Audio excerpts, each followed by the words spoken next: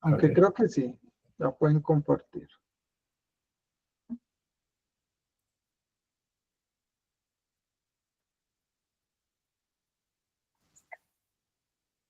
A ver, no sé si...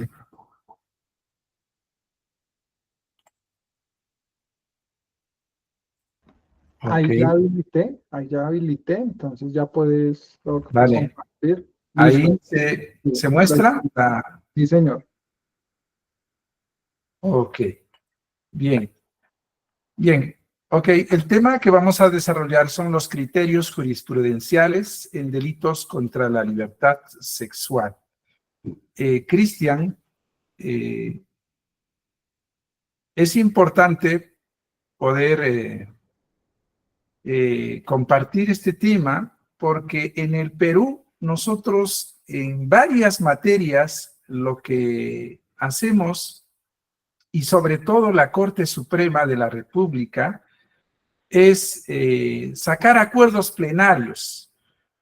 No sé si en Colombia pase, pero en el Perú, cuando se tienen decisiones divergentes sobre un caso concreto, vamos a llamar la prisión preventiva, o en el caso de la incautación, o cómo se valora, ya yendo al tema, la prueba pericial dentro de los delitos contra la libertad sexual, lo que advertimos es que la Corte Suprema, ante este tipo de situaciones, se reúne en pleno. 16 jueces supremos de la más alta instancia, ellos tienen su sede en la ciudad de Lima. Entonces, los jueces supremos se reúnen y hacen la interpretación de cómo, por ejemplo, debe valorarse la prueba pericial en casos de delitos contra la libertad sexual. Y Doc, lo que buscan es una interpretación legal en este caso, del Código Procesal Penal, de tal forma de que la jurisprudencia que se vaya emitiendo en el desarrollo de la práctica por los diferentes juzgados, pues estas no sean divergentes, haya uniformidad y sobre todo algo muy importante, que estos acuerdos plenarios son de observancia obligatoria por todos los jueces del país.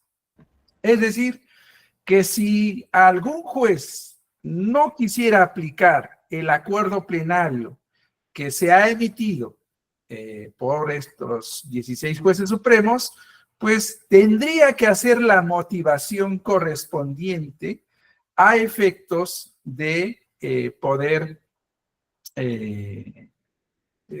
emitir una decisión distinta.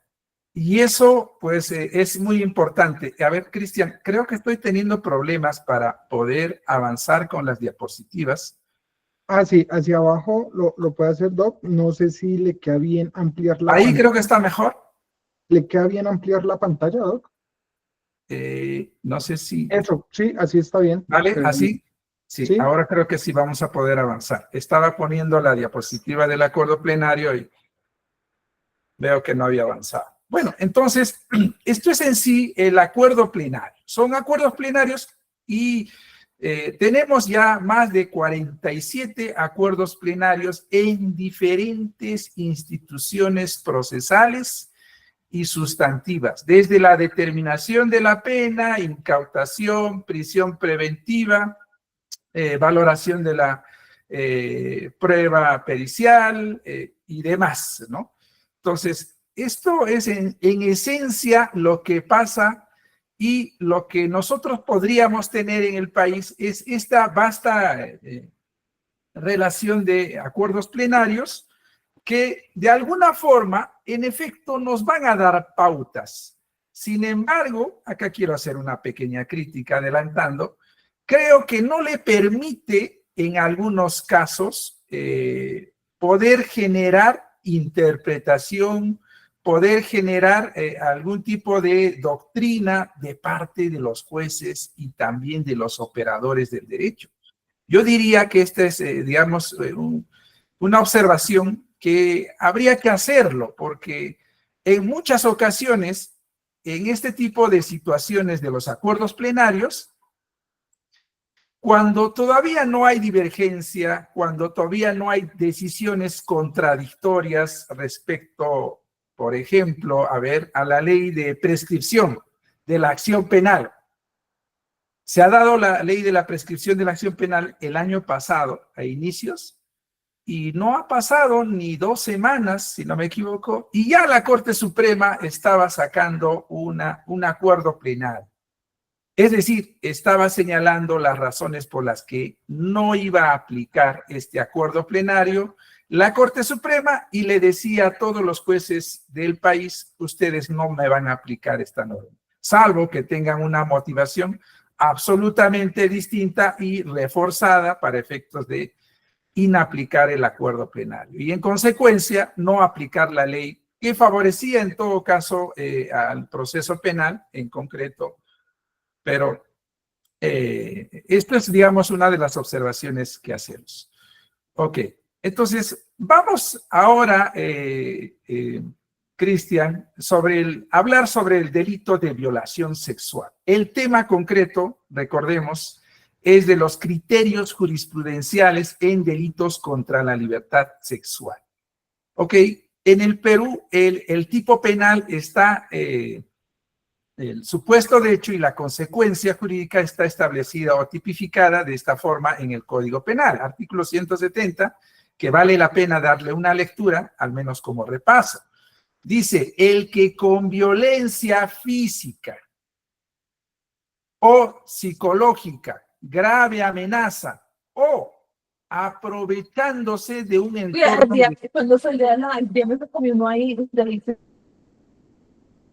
de coacción o de cualquier otro entorno, dice el tipo penal. Y acá he resaltado en negrita en el tipo penal, aprovechándose de un entorno de coacción o de cualquier otro entorno. ¿Por qué?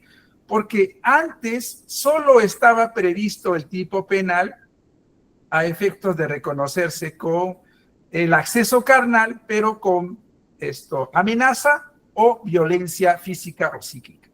Entonces se ha ido incorporando porque hay situaciones que se han dado en la práctica y que no configuraban estos otros entornos, por ejemplo, ¿no?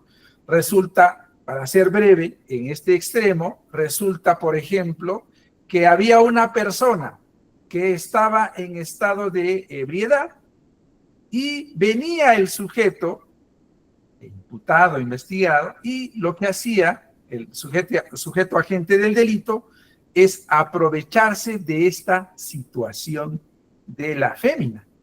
Y bueno, pues no había desplazado amenaza, no había desplazado violencia.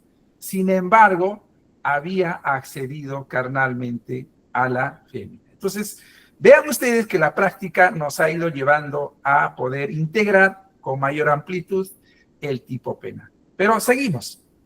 Dice que, bueno, aprovechándose de este entorno, de cualquier otro, que impida a la persona dar su libre consentimiento.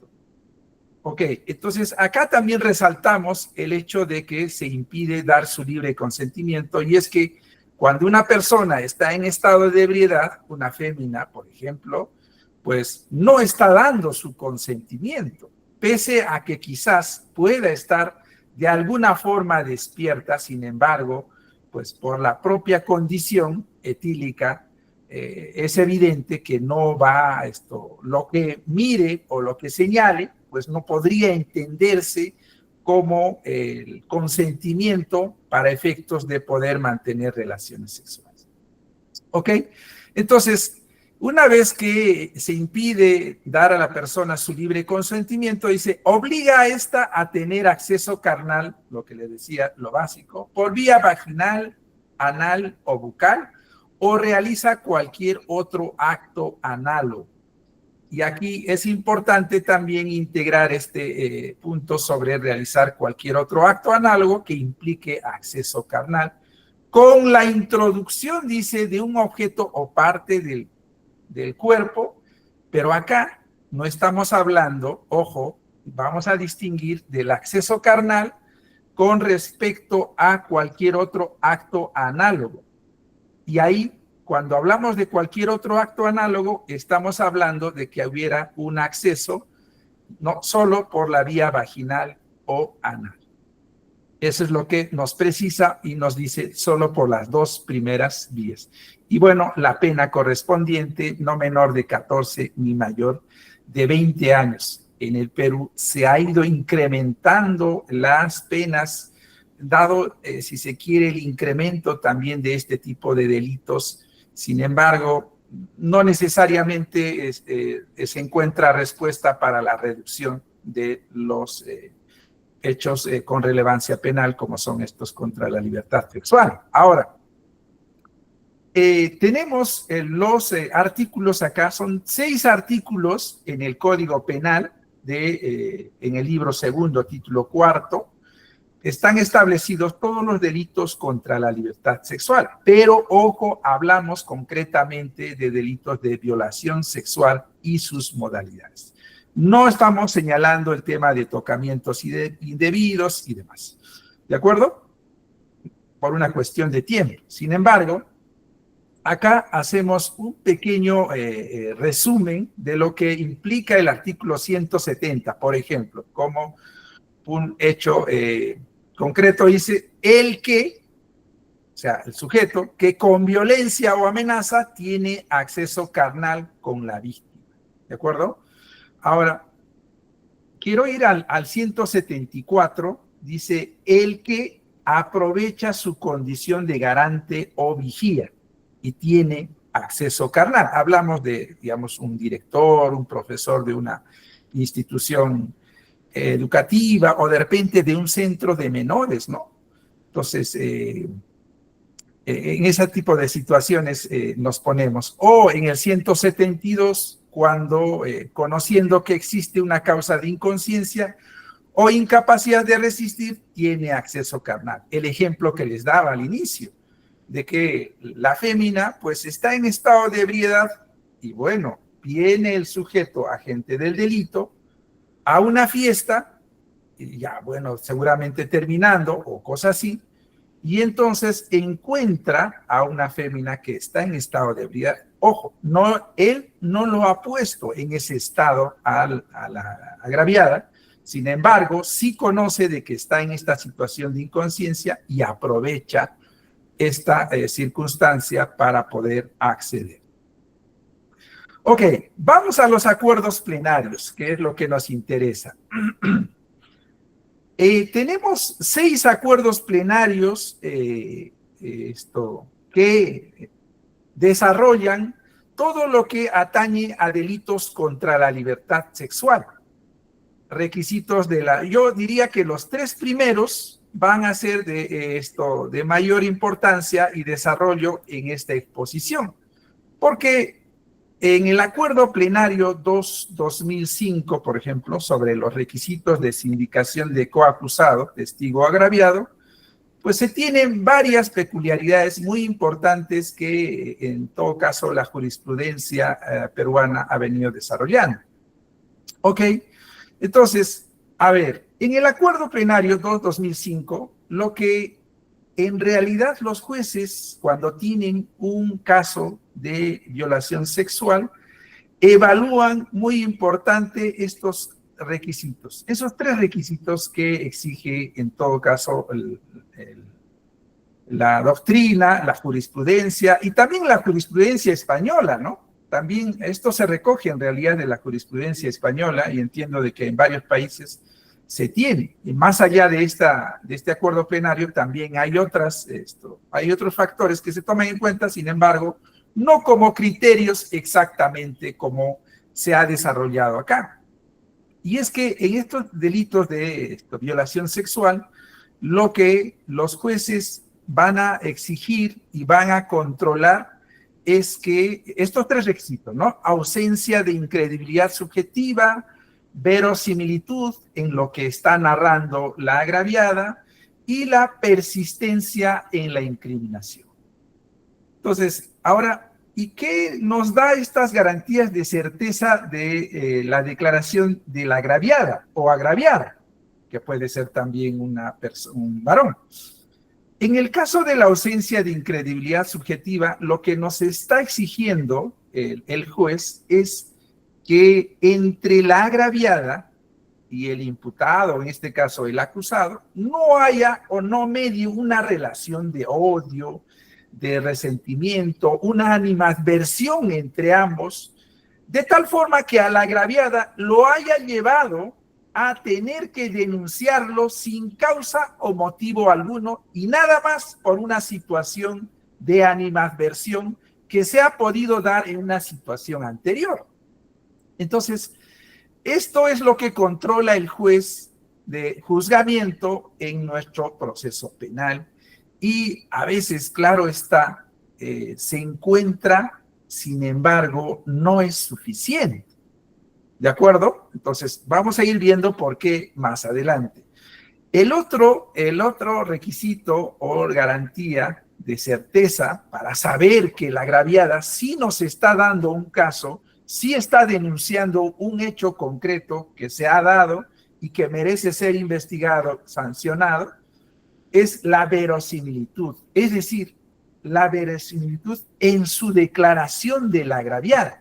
Tiene que ser coherente, tiene que ser sólida, consistente. Y ojo, acá es donde es muy importante también. Esta tiene que estar corroborada, rodeada con pruebas periféricas. ¿De acuerdo? Tanto indicios como otras pruebas, de tal forma que lo que ha ido narrando la agraviada, pues se vaya corroborando con las distintas pruebas que se actúan en juicio oral. Entonces, ese es otro requisito que se tiene. Ahora, sobre la persistencia en la incriminación. Resulta, para ser un poco prácticos, resulta que la agraviada denuncia en una situación inicial, denuncia un hecho de tocamientos indebidos. En su examen médico, cuando pasa a ser examinada, pues denuncia tocamientos indebidos. Sin embargo, ya en el juicio, y vamos a llamar en su declaración, también ante el psicólogo, también lo que relata son actos de tocamientos indebidos.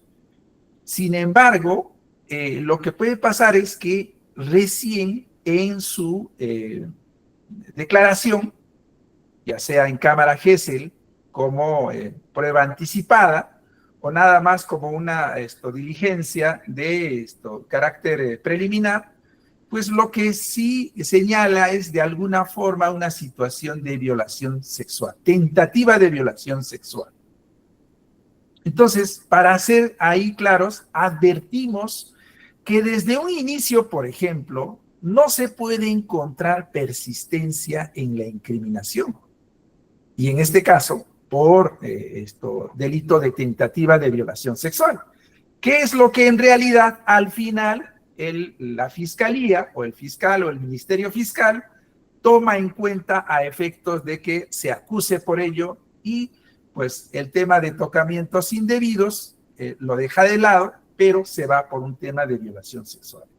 De seguro que la defensa lo que va a atacar es justamente la ausencia de este último requisito, persistencia en la incriminación, es decir, que desde el inicio de las diligencias preliminares, pues no se ha ido advirtiendo en cada una de estas diligencias que la agraviada haya señalado tentativa de violación sexual, intento de acceder carnalmente, no, sino en una situación final.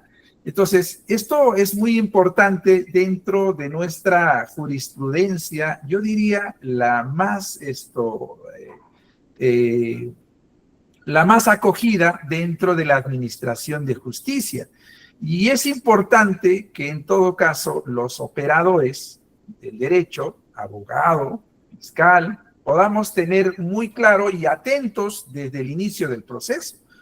Porque a veces no se advierte ello y pues bueno, cuando ya sale o va a emitirse la sentencia, es que se advierten alguna situación en cualquiera de estos requisitos que hemos señalado. ¿De acuerdo? Ahora, además, ¿qué nos dice este acuerdo plenario 2-2005 sobre los requisitos de sindicación del testigo agraviado? Ojo, testigo agraviado. Y también, ojo, este acuerdo plenario comprende los requisitos de sindicación de los coacusados, que no es el mismo, son otros que están dentro de este mismo documento, que sin embargo lo tengo a bien de señalar para efectos de poderlos poner al tanto. ¿Ok? Entonces, en el fundamento 10 nos dice este acuerdo plenario: tratándose de las declaraciones de un agraviado, aun cuando sea el único testigo de los hechos, al no regir el antiguo principio jurídico testis unus, testis nullus, tiene entidad para ser considerada prueba válida de cargo y por ende virtualidad procesal para enervar la presunción de inocencia del imputado. ¿Ok? Aquí es muy importante resaltar que a veces la declaración de la agraviada es la única que puede enervar, que puede destruir la presunción de inocencia del imputado o acusado. A veces no hay certificado médico.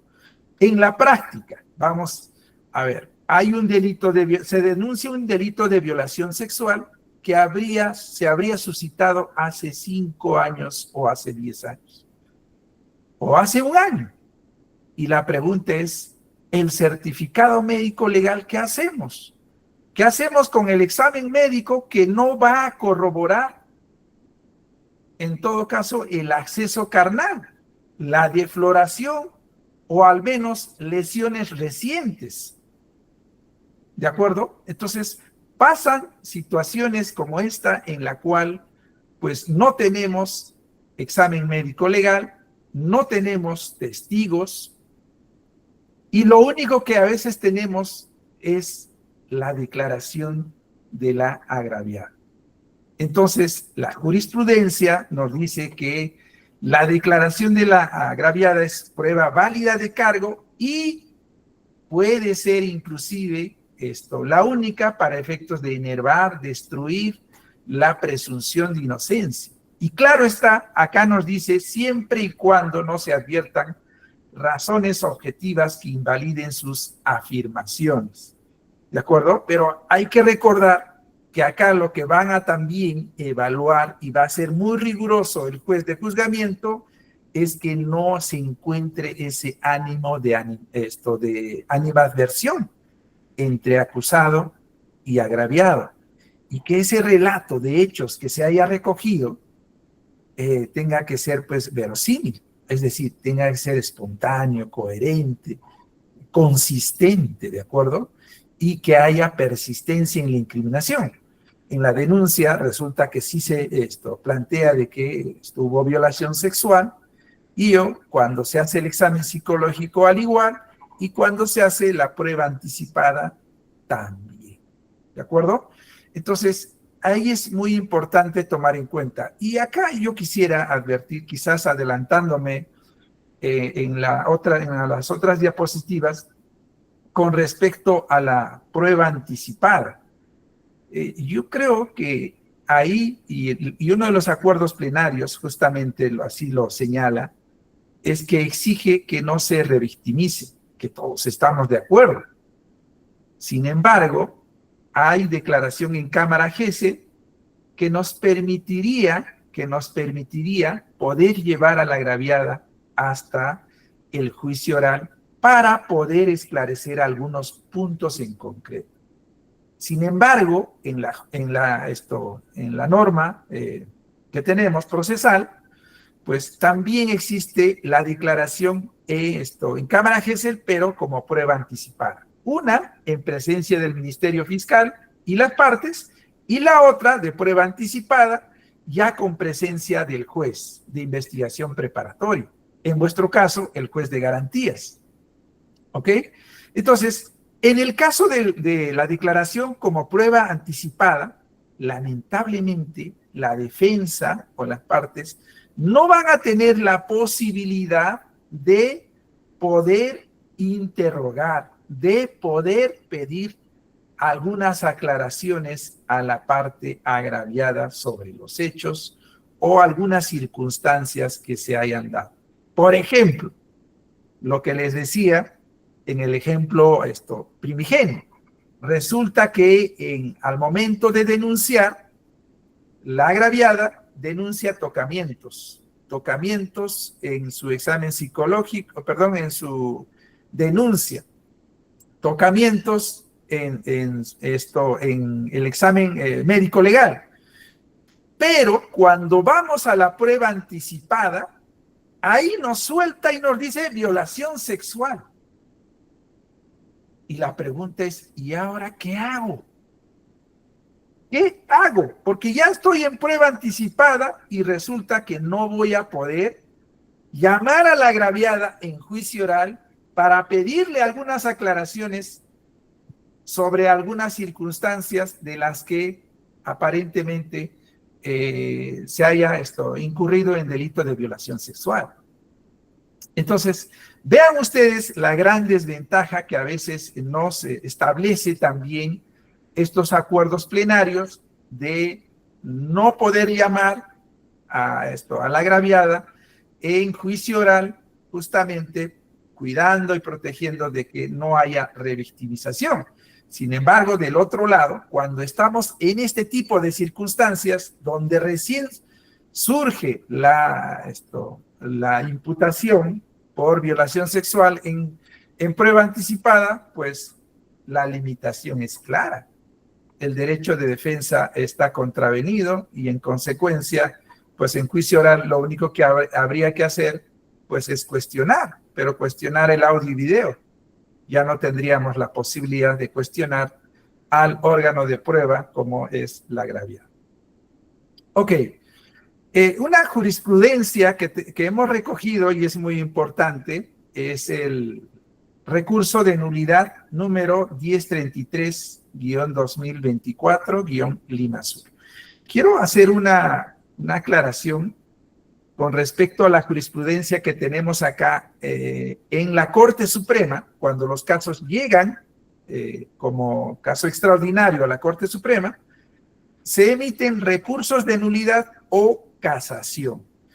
Recurso de nulidad lo emite la Corte Suprema, sin embargo, hay que precisar que estos corresponden a procesos todavía con el anterior Código de Procedimientos Penales. ¿De acuerdo?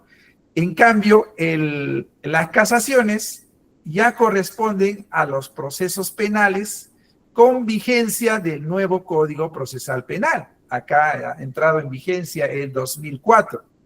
Entiendo de que en vuestro caso, pues ha entrado también años antes, y ese código básicamente, acusatorio garantista, es el que nos permite tener ahora casaciones con las exigencias muy rigurosas que ya ustedes conocen y nosotros también, pero que ambas son emitidas por la Corte Suprema. Bien, con esa aclaración, aquí, por ejemplo, nos dice en pocas palabras la Corte Suprema que la declaración de la víctima constituye la prueba principal en los delitos contra la libertad sexual. ¿De acuerdo?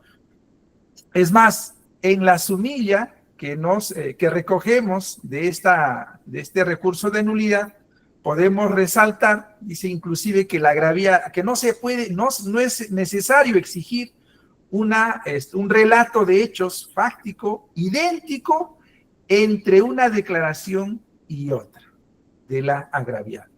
Si es que hay algunos matices por ahí más o menos, pues bueno, igual está narrando una situación con relevancia penal de violación sexual y en consecuencia no es relevante a efectos de no amparar este delito.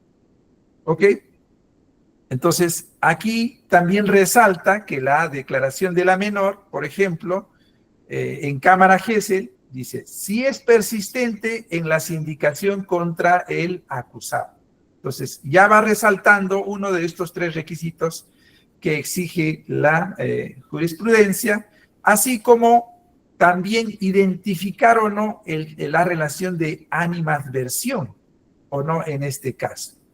¿De acuerdo? Y finalmente, esto como sumilla, pero en el fundamento octavo es necesario resaltar, por ejemplo, cuando nos dice, en su única declaración en Cámara Gesell es persistente en la sindicación contra el encausado, con quien no se ha establecido la presencia de relación de animadversión o encono personal. Entonces, vean ustedes lo que decía la jurisprudencia, la declaración de la víctima pues constituye la prueba principal en los delitos contra la libertad sexual, inclusive siendo la única prueba de cargo. Ok, en la casación 117-2016 del Santa, y acá hablamos por qué el Santa, eso también se los alcanzo, depende de dónde está yendo el caso a la Corte Suprema.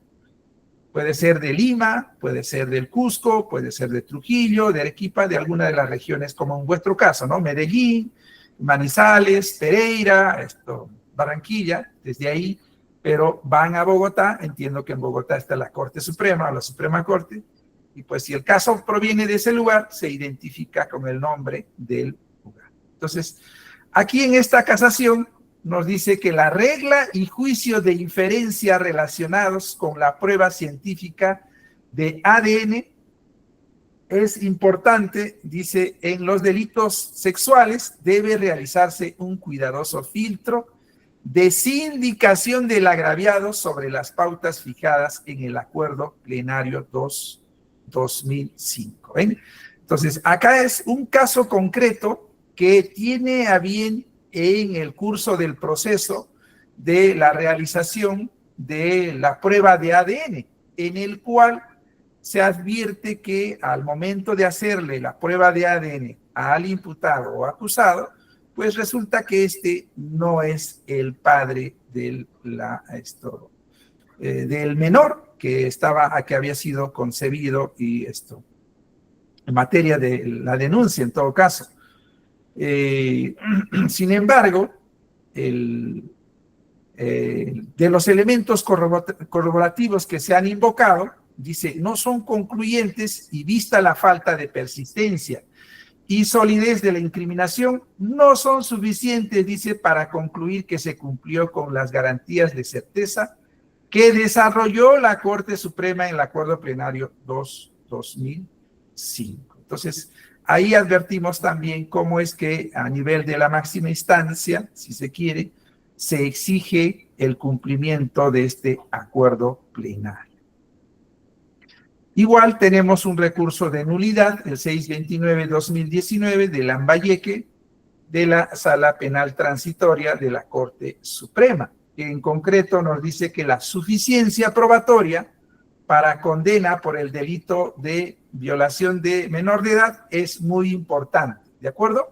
Sin embargo, más allá de ello, también nos dice que la sindicación de la menor se consolida al cumplir con los criterios de incriminación, es decir, verosimilitud, persistencia en la incriminación y ausencia de incredibilidad subjetiva, ¿de acuerdo? Entonces, esto en la jurisprudencia también, en todo caso, advertimos que se cumple. Tenemos otra. Esto es en un caso de robo agravado. Lo he querido también recoger para ponérselos al tanto, que este acuerdo plenario 02-2005 no solo aplica para los delitos contra la libertad sexual, o tocamientos indebidos, o chantaje, o robo agravado, estafa, sino también para este tipo de delitos contra el patrimonio, como por ejemplo el de robo, o con agravantes, ¿no? Robo agravado. Entonces, aquí también se exige, la Corte Suprema también exige, en el caso de la sindicación del agraviado, también exige que se cumpla con esos tres requisitos o tres garantías de certeza de lo que versa el agraviado, ¿de acuerdo? reitero una vez más, vamos a tratar de memorizar si es posible: ausencia de incredibilidad subjetiva, persistencia en la incriminación y o verosimilitud en la narración, y que ésta sea corroborada, ¿de acuerdo? Entonces, esto vean ustedes que se recoge también en este otro tipo de delitos.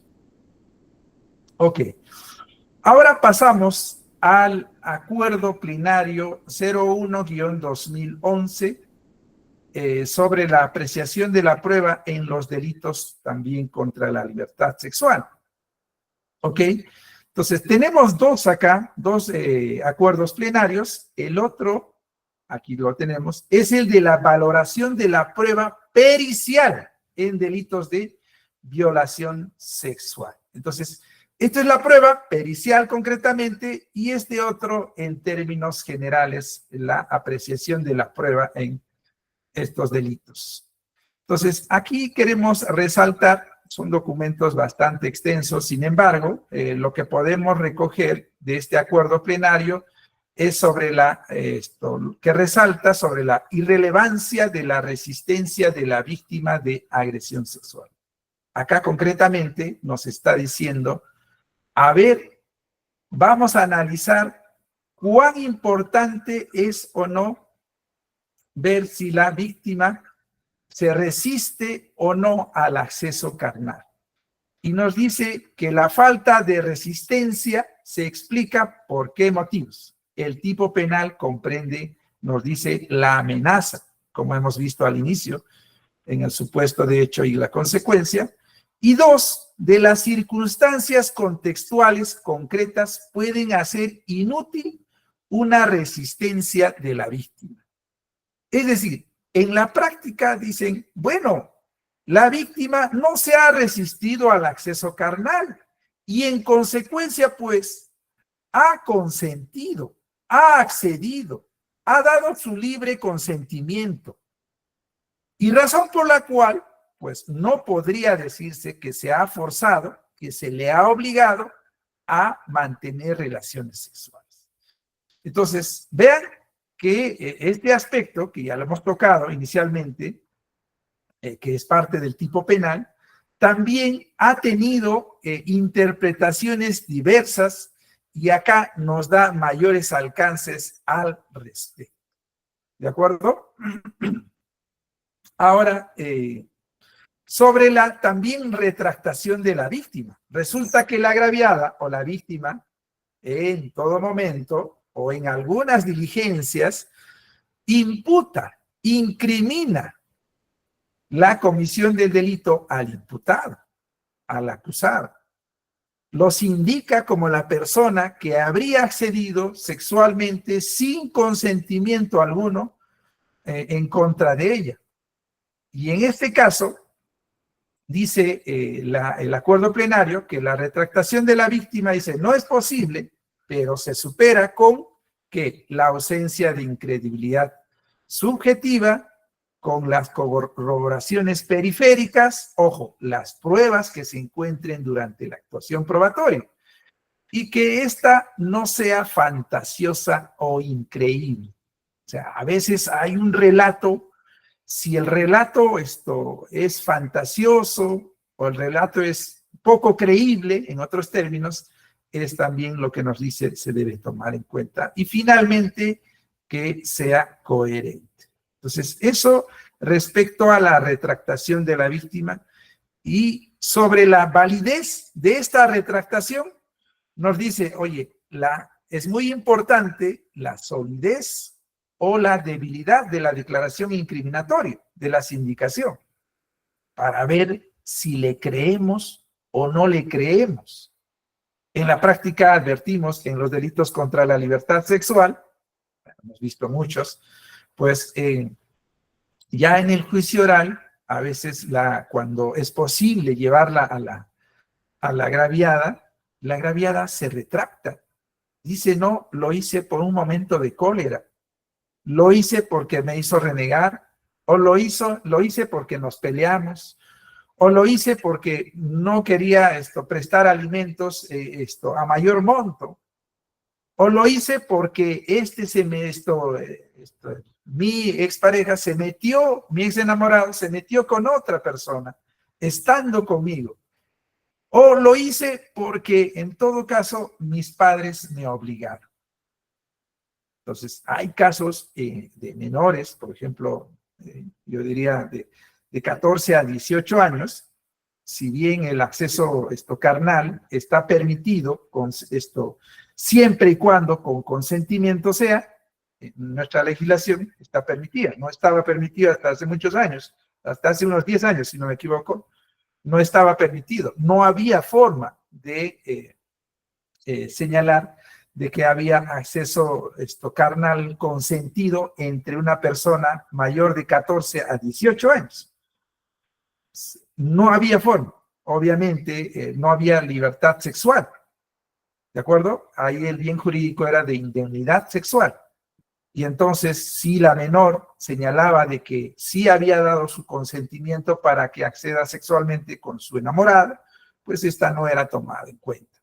¿De acuerdo? Entonces, surgió en Arequipa, acá en el Perú, una resolución, una jurisprudencia en el cual se hizo un control difuso y dijo, bueno, miren, en el país se está viendo en la práctica de que los menores de 14 a 18 años, pues son sexualmente activos.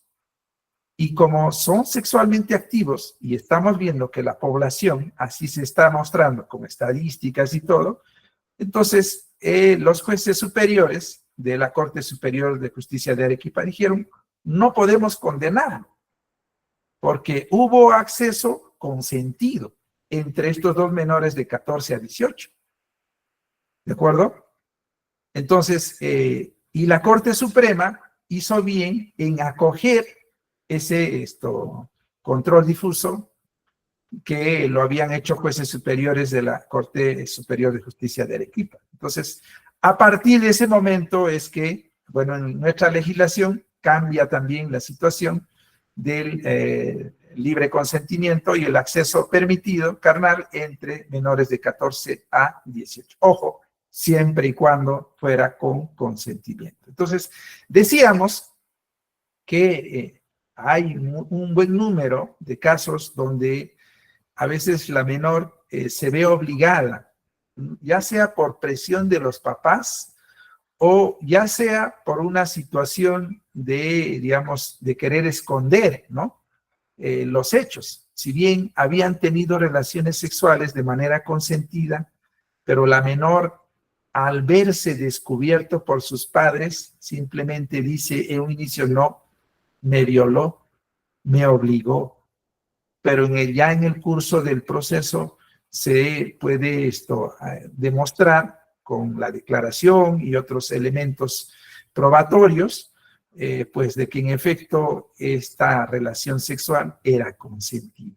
Entonces, la retractación tiene que también, para que haya validez en la retractación de la agraviada, pues nos permite evaluar estos criterios, ¿no? Solidez o debilidad de la declaración incriminatoria, coherencia interna y exhaustividad del nuevo relato, en el cual dice, no era violación, sí tuve relaciones consentidas, y lo cuenta, y lo dice, somos enamorados, y hemos tenido varias veces relaciones sexuales, hemos tenido varios encuentros, y mira, acá están las cartas, y acá hasta hay mensajes en WhatsApp, por el Messenger, y por el Instagram, o el TikTok, inclusive confesándose situaciones de un contexto de relaciones sexuales anteriores.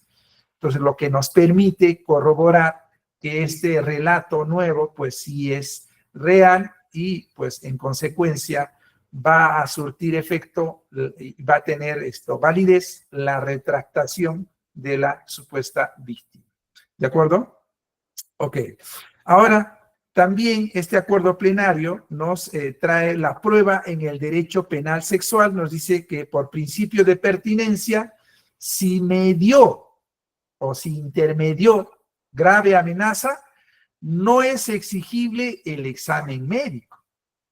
Ojo, y eso, como les contaba, hay casos concretos donde se denuncia violación sexual, pero de hace un mes, de hace un año, de hace 5 años. Entonces, lo primero que como defensa a veces buscamos es, a ver, si la denuncia es de hace un mes, pues bueno, ya no hay forma de recoger evidencia, de recoger los indicios a efecto de decir que en efecto hubo una violación sexual, porque no vamos a encontrar, sabemos que de 7 a 10 días, pues hay lesiones recientes o un desgarro, cosas así. Sin embargo, como ya pasó un mes, entonces no hay forma de hacer un examen médico legal que evidencie esa denuncia de esas circunstancias de momento, de ese tiempo. ¿De acuerdo? Entonces, aquí la doctrina o la jurisprudencia, este acuerdo plenario de la Corte Suprema nos saca de ahí, ¿no? Nos dice, bueno, si es que hubo amenaza de por medio, entonces no voy a exigir certificado médico porque, bueno, si está amenazado, puede ser que hayan sido las circunstancias, no necesitaba poder violentarla. A ver, se me ocurre que utilizó un arma y para acceder sexualmente con la amenaza de un arma, pues la agraviada, la víctima, no se ha resistido, simplemente ha cedido frente a tal hecho. Y entonces lo que nos está diciendo en otras palabras, oye, no pretendas encontrar lesiones a nivel genital o paragenital o en el cuerpo, ¿no? En los brazos, en las muñecas, en los hombros o en las piernas. ¿De acuerdo? Porque tuvo que ceder frente a la amenaza. Y finalmente, este acuerdo plenario nos dice, tenemos que evitar la estigmatización secundaria. Dice, reserva de las actuaciones judiciales. Bueno, sabemos que en este tipo de delitos, pues es reservado solo para conocimiento de las partes, inclusive en el propio escenario de juicio oral, es a puerta cerrada en la audiencia, no permite el ingreso de terceras personas, salvo los que son parte en el caso concreto. Hay que preservar la identidad de la víctima, por eso ponemos las iniciales de los nombres y apellidos. Y lo que acá recomienda, y les señalaba por qué me adelantaba sobre la prueba anticipada, recomienda este acuerdo plenario, dice, promover la actuación de una única declaración de la víctima. ¿Y cuándo es esa única declaración de la víctima? Cuando estamos ante una prueba anticipada. El otro es una prueba preconstituida, ¿no? La que está en cámara Gesell. ¿De acuerdo? Esa, si nos solo declaración en cámara Gesell, con presencia del Ministerio Fiscal, defensa del agraviado, defensa del imputado, esa sí nos permite poderla llevar a la agraviada al juicio oral. Pero cuando estamos en una circunstancia de recoger la declaración de la agraviada a través de una prueba anticipada, es decir, presencia de las partes, defensa de acusado o agraviado, Ministerio Fiscal, y con presencia del juez de garantías o juez de investigación preparatoria, denominado así aquí, pues esa ya no la vamos a poder repetir.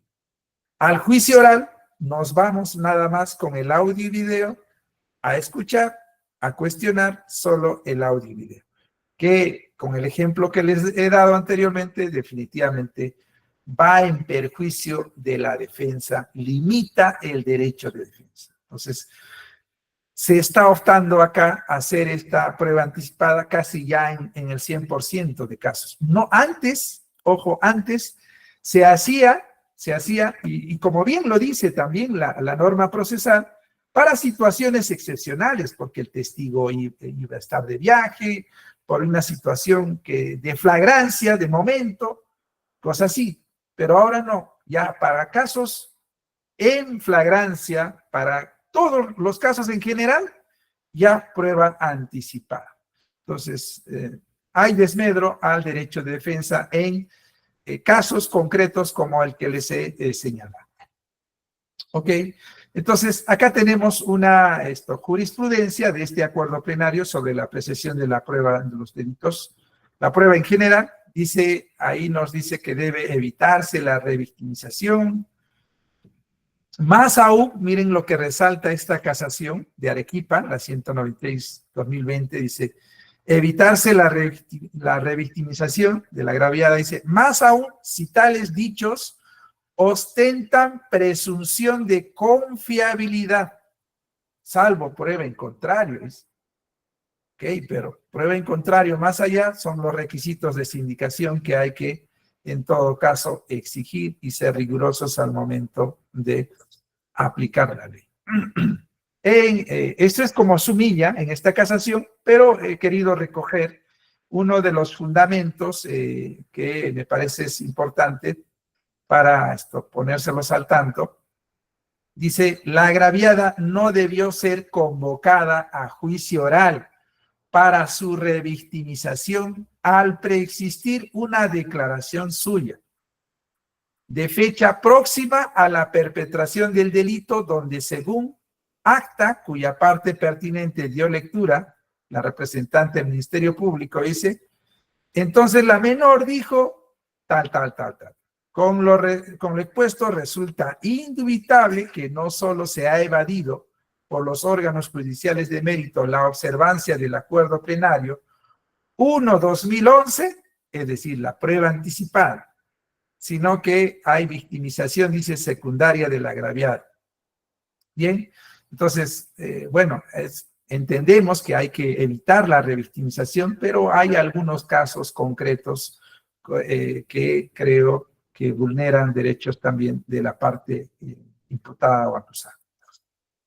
Ok, acá tenemos otro acuerdo plenario, el 4/2015, y este trata básicamente sobre la valoración de la prueba pericial en delitos contra la libertad sexual o de violación sexual.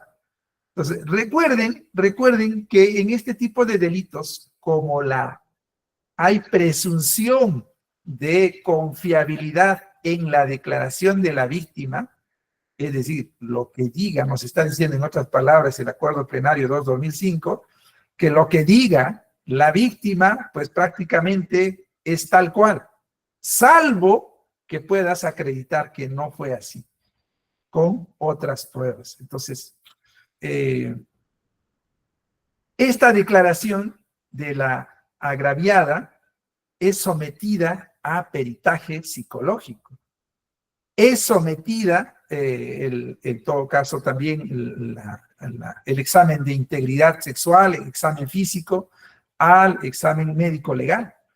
Entonces, ahí tenemos pruebas periciales que en el curso de la jurisprudencia hemos podido ir advirtiendo, pues, de que hubo decisiones contradictorias, y por eso es que surge este acuerdo plenario para interpretar, uniformizar los criterios sobre la valoración de la prueba pericial en este tipo de delitos. ¿Qué nos dice? Que se debe establecer si ha sido objeto o pasible de defloración vaginal, acto contra natura y otras lesiones físicas en el cuerpo. Es lo primero que debe hacer el médico legal en este caso. Y es que resulta que a veces no se recogía textualmente en el examen médico legal, acá le llamamos certificado médico legal al documento.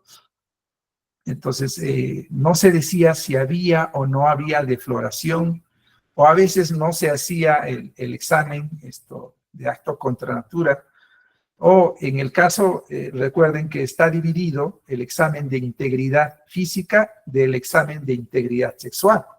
Entonces, a veces no se recogía el examen de integridad física para poder determinar si hubo lesiones, por ejemplo, en las muñecas, en los brazos, en las piernas, ¿no? En las entrepiernas. Entonces, no se hacía. Simplemente se iba a hacer de frente el examen de integridad sexual, lo que en todo caso no nos permitía tener un panorama amplio de lo que en realidad se tenía como evidencias de la agraviada en el momento de su examen. También nos dice este acuerdo plenario que el profesional examinador, además de apreciar estas zonas físicas, deberá obtener todo vestigio material que se relacione con este delito. Vellos públicos, manchas de semen, muestras de contenido vaginal y anal. Y esto también es importante. Hace poco yo tuve un caso en el cual no se recogieron. Se acusa a mi patrocinado por un tema de intento de acceso sexual, en el cual las dos personas aparentemente estaban desnudas. Sin embargo, cuando se le pregunta si se han tomado muestras, dice, no hemos tomado muestras. Si se han tomado muestras de líquido seminal, tampoco no se han tomado. Y es que lo que la guía médico-legal para delitos contra la libertad sexual, ese es el término del documento que utilizan acá los médicos forenses del Instituto de Medicina Legal, les exige poder recoger estos otros elementos, también estos otros vestigios, y que estos sean remitidos, sean derivados al laboratorio correspondiente. Por ejemplo, si hablamos de la obtención de líquido seminal, pues para ver si hubo o no contacto entre el órgano masculino, el pene, con el órgano femenino, o al menos en alguna parte de la integridad sexual a ser examinada. Entonces, no se había recogido. Y lo que correspondía era recoger la muestra y mandarlo al área de biología para que ellos puedan dar su resultado respectivo y hacer llegar. Y obviamente hubiera sido considerado como otro elemento que corrobore la versión de la agraviada, porque la agraviada lo que decía es que él intentó acceder sexualmente porque yo sentí su miembro viril, su pene, en mis piernas y cerca a mi parte vaginal. Entonces, quizás pudo haberse recogido, pero sin embargo, vemos que el acuerdo plenario, pues así también lo establece. ¿Ok?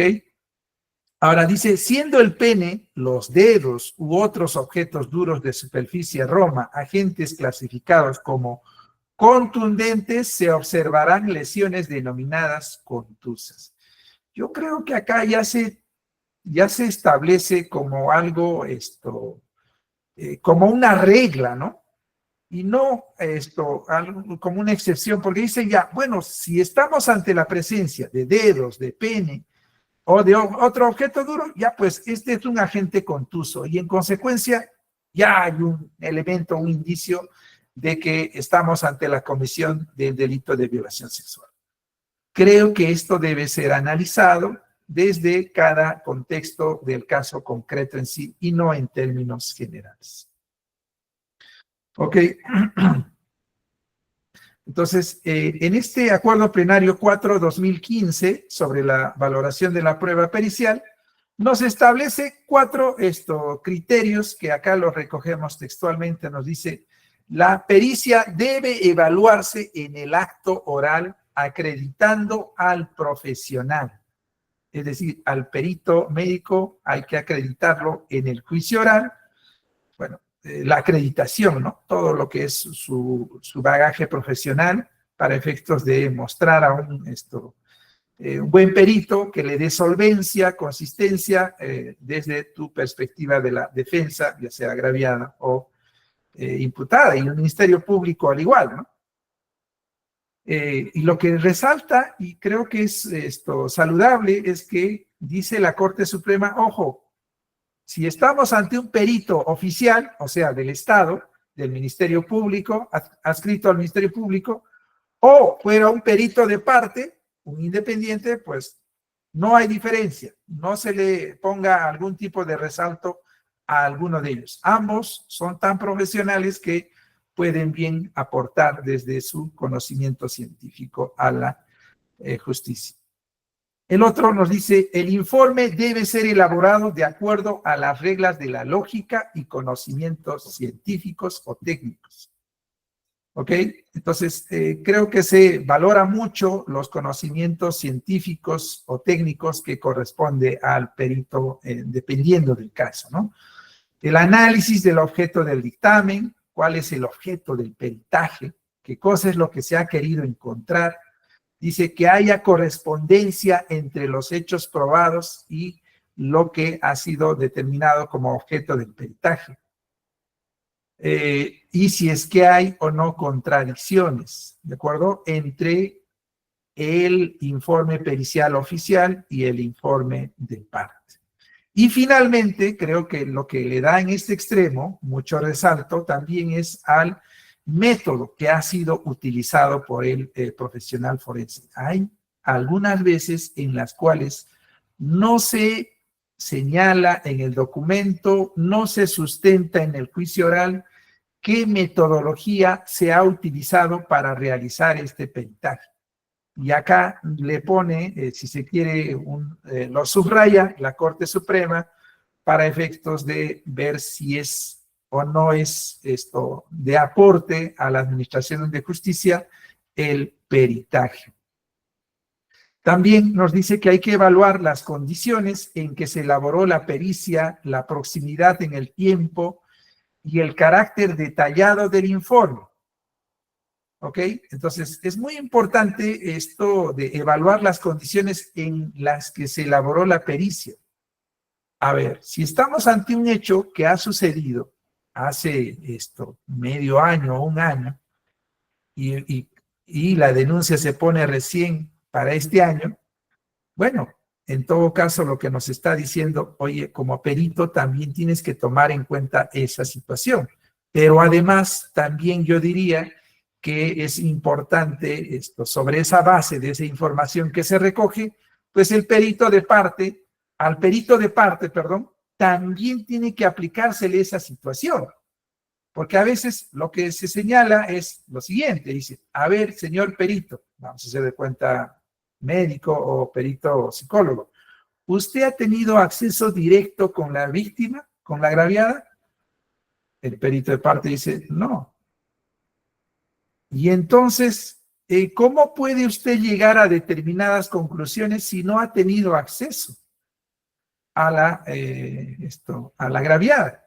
Pues bueno, ahí tengo, en el caso del examen psicológico, tengo el acta de declaración en cámara GC, tengo el audio y video y tengo los otros elementos que están en la carpeta fiscal del que puedo obtener información.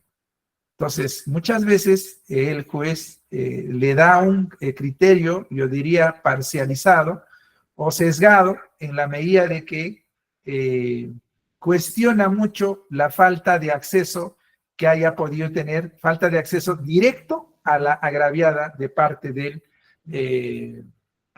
del profesional competente. ¿De acuerdo? Ahora, el otro criterio también de la Corte Suprema, en este extremo dice, si la prueba pericial es científica, debe evaluarse si se hizo de conformidad con los estándares fijados por la comunidad científica. En varios de los fundamentos de este acuerdo plenario, que también es un poco extenso, nos dice la Corte Suprema que los jueces de juzgamiento deben tener en cuenta el criterio científico, es decir, si se quiere, el estándar que se tiene conocido a nivel mundial o a nivel regional de lo que se debe tener por cierto o por válido. Entonces, y de otro lado, nos dice que debe examinarse la relevancia y aceptación de la comunidad científica de la teoría utilizada. Se debe apreciar el posible grado de error de las conclusiones a las que ha llegado el perito. También esto permite advertir esa situación. Y finalmente le dice la Corte Suprema a los jueces que deben en todo caso tomarlo o no en cuenta el peritaje. O sea, les dice, a ver, quiero dar lectura acá. Dice, en el fundamento 19, dice, el peritaje no obliga al juez y pueden ser valoradas de acuerdo a la sana crítica. Sin embargo, el juez no puede descalificar. Dice, el juez no está vinculado a lo que declaren los peritos. Él puede formar su convicción libremente. Es indudable la fuerza de convicción que tienen los informes periciales, especialmente los de carácter estrictamente científico-técnico.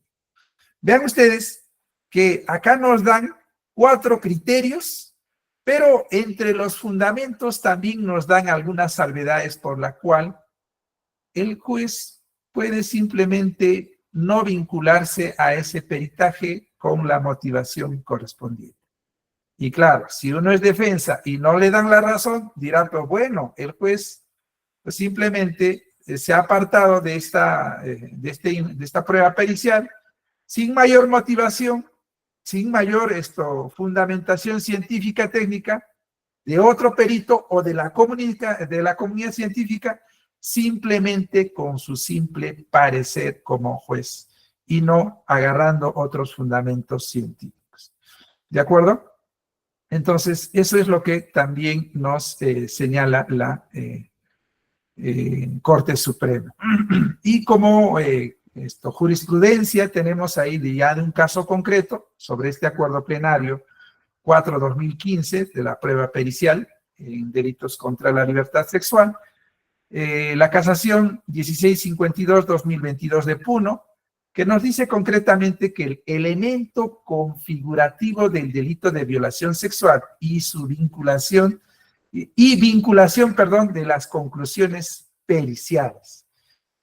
Textualmente nos dice que el delito de violación sexual reprime el abuso sexual indeseado, por lo que para su configuración típica se deberá verificar la ausencia del consentimiento por parte de la víctima. Aquí nos toca concretamente la evaluación que se hace de la prueba pericial, en el cual el órgano jurisdiccional, miren, en este caso dice, el órgano jurisdiccional no se encuentra vinculado obligatoriamente a lo declarado por los peritos y sus opiniones. Empero dice, para descalificarlas del informe deberá emitir una fundamentación coherente y conforme a las reglas de la racionalidad, como en efecto sucede en el presente caso. En esta casación, la Corte Suprema casa era una decisión en la cual se había absuelto en segunda instancia al acusado, y el Ministerio Público plantea su casación y la Corte Suprema acoge y ordena un nuevo juicio oral, pese a que se había hecho la actividad probatoria. Sin embargo, la Corte Suprema consideraba que no se había tomado en cuenta algunas pruebas periciales, psicológica y un médico legal, de la cual se había prescindido en el curso del juicio oral, que es en concreto lo que nos quiere mostrar esta casación. Bien, y esta sentencia plenaria, para terminar, casatoria 2/2018, sobre el ADN en los delitos sexuales, nos da algunos alcances sobre la prueba de ADN y nos dice que tiene sus propias características de probabilidad, toma de muestras, la fiabilidad que se tiene, y nos resalta que el ADN es muy relevante y fundamental en los casos en que hay intercambio. Y ahí resalta mucho el tema de saliva, pelo, sangre, sudor, esos elementos que les señalaba que también en el otro acuerdo plenario exigía a los peritos forenses a efectos de que puedan recoger para corroborar para encontrar mayor evidencia y corroborar pues lo que la agraviada podría haber señalado. ¿De acuerdo? Entonces, y también toma en cuenta que la prueba de ADN es un indicio corroborativo, pero no es el único. Muchas veces se ha absuelto por esta prueba de ADN, se ha absuelto en varios casos acá, y también en revisión, sobre todo, se ha logrado encontrar sentencias absolutorias. Y quiero hacer nada más la precisión. Aquí tenemos la sentencia de primera instancia, la sentencia de vista en segunda instancia y el recurso extraordinario de casación. Pero aparte de ellos tres, una vez ya consentido y transcurrido el tiempo, por la existencia o aparición de una prueba nueva que no ha sido evaluada en la justicia ordinaria, se puede recurrir en revisión directamente ante la Corte Suprema. Generalmente hay muchos casos en este tipo de delitos cuando se obtiene una prueba de ADN y se logra demostrar, por ejemplo, puede ser una violación en la cual había quedado embarazada la agraviada y se logra demostrar que el concebido o concebida pues no le corresponde al supuesto agresor sexual y se han obtenido en varios casos sentencias absolutorias directamente por decisión ya de la Corte Suprema.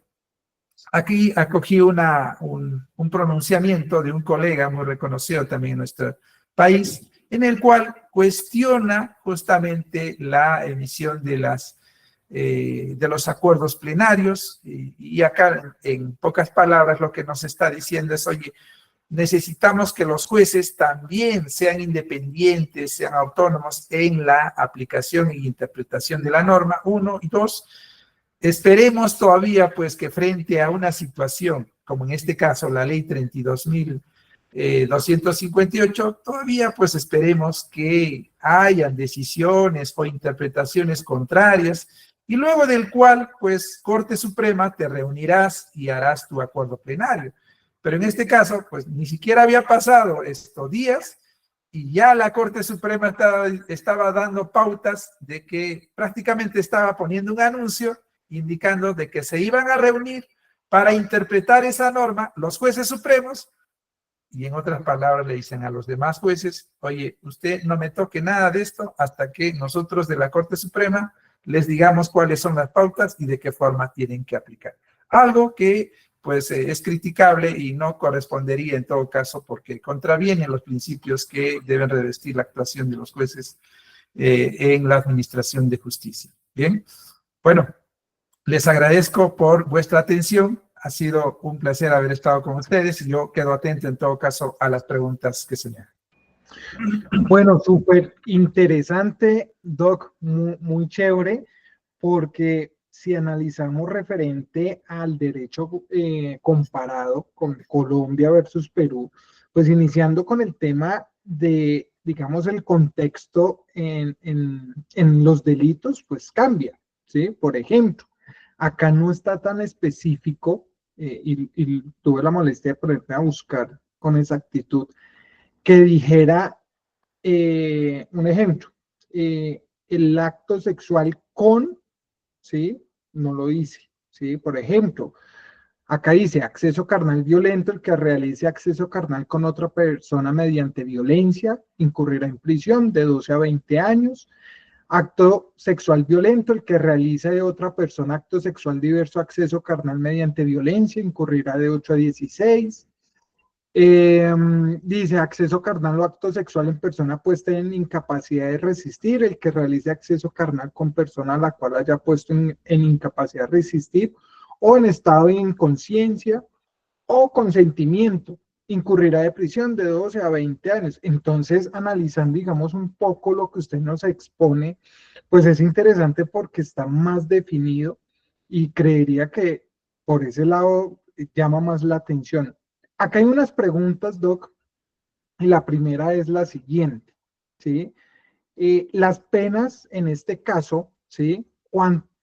Hablando de años, ¿cuánto sería los años que manejan allá? ¿De qué año a qué año? Más o menos. Claro, con todo gusto. Acá, a ver, mira, acá tenemos penas que van hasta cadena perpetua. Allá sí existe. Hasta cadena perpetua, sí. Mira, acá te doy lectura, es no menor de 14 ni mayor de 20 años. Esas son el tipo base del delito de violación sexual. Establece la pena privativa de libertad no menor de 14 ni mayor de 20 años. Ese es lo mínimo que hay como sanción en casos de delitos de violación sexual. Y de ahí cuenta ya, pues, con un menor de edad es mucho más alto, y si es que hay agravantes, hasta cadena perpetua. Ok, bien. Bueno, interesante también ese lado. Acá hay otra pregunta, es, doctor Pilares, aquí en Colombia, de acuerdo con el artículo 69 del Código de Procedimiento Penal, que es la falsa denuncia implica responsabilidad penal. Allá en Perú, ¿qué pasa con las denuncias falsas? ¿Qué pasa con ese tema referente a este caso que estamos hablando? También hay también hay denuncia calumniosa, se llama acá el tipo penal, y se puede también recurrir ante el Ministerio Fiscal o Ministerio Público para hacer la denuncia respectiva, porque se demuestra de que los hechos pues fueron inventados, de que los hechos nunca existieron y en consecuencia sí se procede con la denuncia. Sí está previsto en la norma. Ok, bien. Tenemos otra pregunta. Doc, vea, ¿hay algún agravante particular si el abuso es a un niño o a una niña? ¿O las penas son iguales y solo varían en la forma del abuso?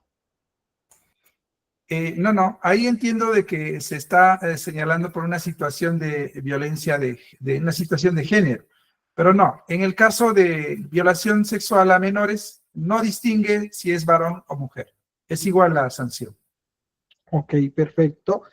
Dentro de los acuerdos vistos pueden ser aplicados como bloque de constitucionalidad en Colombia y si es así, ¿bajo qué parámetro o lineamiento jurisprudencial de carácter internacional se podría, Doc? A ver, no te entendí muy bien ahí, Cristian, si me repites la pregunta, por favor. Ok, dice, los acuerdos vistos pueden ser aplicados como bloque de constitucionalidad en Colombia. No. Recuerden que lo que es aplicable como norma supranacional y en consecuencia, como si fuera una norma constitucional, es los tratados internacionales, todo lo que son tratados internacionales. Los acuerdos plenarios son netamente del país, de Perú. Entonces, no pueden aplicarse. Claro está, no, ojo, no es de observancia obligatoria. Sin embargo, los criterios, en tanto son fundamentados y bien razonados, pues bien pueden utilizarse para argumentar. Eso es muy importante, ¿no? Por ejemplo, a veces agarramos nosotros argumentos de sentencias del Tribunal Constitucional Colombiano o de la Corte Suprema. Son argumentos muy razonados que bien los trasladamos al caso concreto para reforzar la motivación o la justificación en lo que quisiéramos. Se utiliza del Tribunal Constitucional Español, de la Corte Suprema Española, también se utiliza. Sin embargo, no es posible utilizarlo como normas supranacionales, que en concreto lo está preguntando. Ok, bien. Acá hay una pregunta interesante porque hace parte de nuestro foro y es, ¿existe en Perú la corroboración periférica en la investigación de delitos sexuales? Sí, lo justo lo abordamos en uno de los acuerdos plenarios, en el 02-2005, donde se exige que la verosimilitud en el relato de la agraviada, pues esta tenga que ser corroborada también con otros elementos probatorios. Sí Es decir, está que ese aporte lo hace en sí el investigador. correcto. Ministerio Público o Ministerio Fiscal. Ellos son los encargados en todo caso si es que van a sostener, pero al igual se puede utilizar desde el otro lado, de la defensa del imputado. Se puede corroborar la versión del imputado, por ejemplo, de que no estaba en el lugar de los hechos, y corrobora con un vídeo o con una foto o un testigo. Entonces, pero esto está utilizado, si se quiere, como una observancia obligatoria en la justicia o en la administración de justicia, no solo acá, sino en todo lado, ¿no? La corroboración con prueba periférica. Ok, acá hacen una pregunta referente a este tema de la cámara Gesell. Este menor, esta víctima, ¿cuántas veces podría estar allí en esa cámara para que esa información sea aportada frente al proceso? ¿Existe algún límite allá en Perú? Sí, sí, lo hay. Y justamente lo que exige la norma nacional y la supranacional es que debe evitarse la revictimización. ¿De acuerdo? Entonces, en lo posible, siempre es una declaración, salvo va a haber una ampliación de declaración en circunstancias que me ha también tocado. Por ejemplo, resulta que se llamó a declarar a la menor o a la agraviada en cámara GESE, sin embargo, no se notificó a la defensa del imputado. Entonces, o tampoco al imputado. Entonces, en esa circunstancia, lo que corresponde es pedir la ampliación de declaración de la menor en cámara GESE nuevamente, ¿no?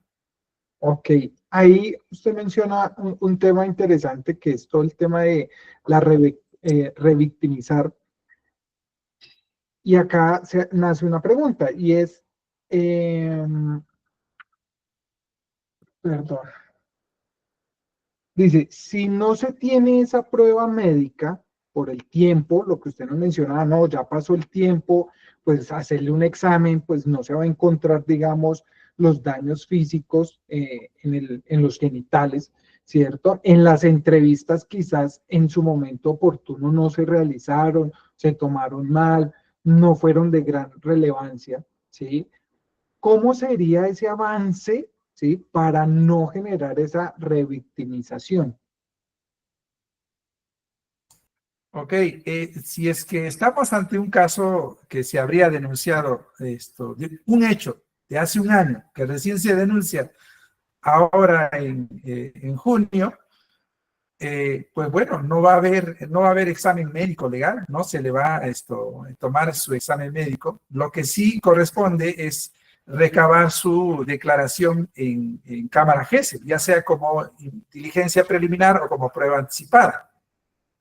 Entonces, es evidente de que es el primer momento en el que está dando a conocer los hechos del delito, ¿no? Entonces, no va a implicar la revictimización porque lo está poniendo a conocimiento de la sociedad, a conocimiento del Ministerio Público. Entonces, esto en lo posible, cuando se recoge en procedimiento acá, se va a la comisaría, a la policía, o directamente se va a la fiscalía y se pone la denuncia, pero es un relato muy breve, de tres párrafos si se quiere. Me violó el año pasado en septiembre en circunstancias que estábamos en una reunión, tal persona, punto. Entonces, Ministerio Público, policía, van a llamar a declarar en cámara GESEL a la agraviada para que cuente ya con mayor detalle y con presencia de psicólogo. El psicólogo va a ser quien va a realizar el interrogatorio con presencia de las partes. Ok, bien. Acá hacen ya dos últimas preguntas, Doc, y una de ellas es, la tentativa de violación sexual, ¿hasta qué punto se considera tentativa? Interesante, interesante. Vamos a un poquito a ver, disgregar el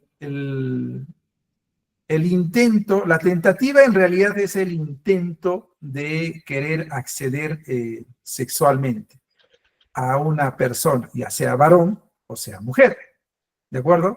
Entonces, lo que va a haber o lo que se va a analizar es justamente esa intención de querer acceder, de que puede haber una retractación propia o una interrupción por un tercero. Pero lo que cuenta ahí, Cristian, es la intención de querer acceder sexualmente. Porque puede ser, por ejemplo, vamos a más o menos narrar un hecho en el cual una persona empieza a manosear, a estar agarrándole sus partes íntimas, si se quiere, las piernas, las nalgas, queriendo llegar a tener un acceso sexual.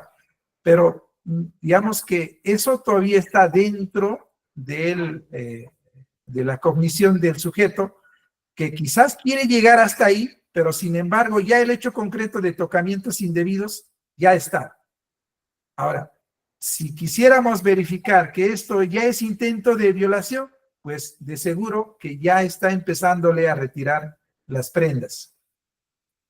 O de seguro que ya está empezando a forzar para poder acceder ya carnalmente más allá de los tocamientos que se han hecho, ¿no? Para dar un ejemplo, Cristian. Yo creo que las circunstancias hay en varias, porque recuerda que no solo es con violencia, con amenaza, sino también con cualquier otro factor. Como decíamos, oye, la persona está en estado de ebriedad y a ella no necesitas amenazarla ni forzarla.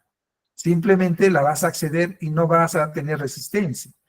Entonces, ahí es también importante advertir ello, ¿no? Sí, claro, no, y que ahí es esencial las pruebas, ¿sí? Para poder establecer si efectivamente fue una tentativa o no. Por lo que yo iniciaba en esta conferencia, hay personas, hombre o mujer, donde dicen, no, es que yo fui víctima, y uno entra a analizar el contexto y nunca existe esa víctima, ¿sí?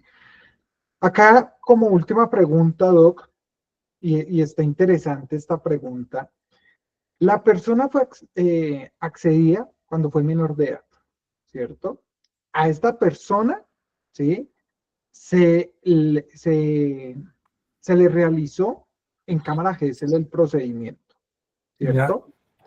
Pero, ¿sí? Esta persona, al ser mayor de edad, ¿sí?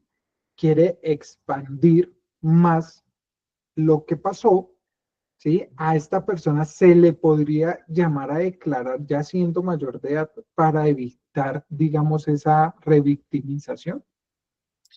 Ojo, la revictimización no tiene edad. Si se quiere, es más dañino para una menor.